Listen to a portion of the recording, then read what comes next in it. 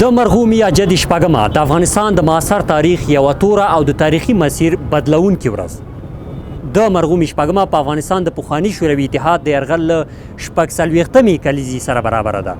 هغه یرغل چې د سیمې په سیاسي، امنیتي او ټولنیز جوړښتي ژور اغیز پرېښود او د افغانستان تاریخي په نوې پاڼه واړوه.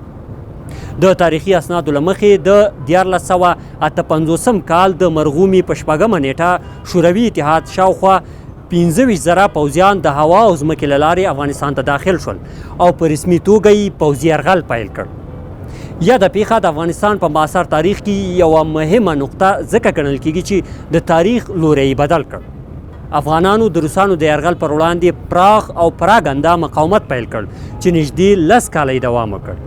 د اوږدې جګړې په پایله کې شوروي ځواکونه د سختو تلفاتو، سیاسي فشارونو او د افغانانو د نه ستړي کېدونکې مبارزې له امله له افغانستانه د وتلو پرېکړې ته اړ شول او بالاخره په 1480 کال کې خپل وروستي سرتیري له افغانستانه وایستل.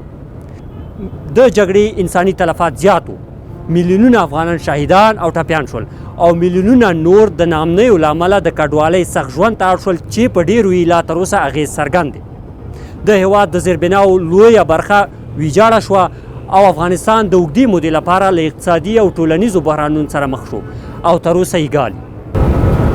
خو شوروي یرغل او د هغه پر وړاندې د افغانانو مبارزې د راتلونکو نسلونو لپاره یو څرګند پیغام پرېښود او دا معلومه شوه چې د خاورې، خپلواکۍ او عقیدې دفاع د دې ملت د هویت نه بېلېدونکې برخه ده.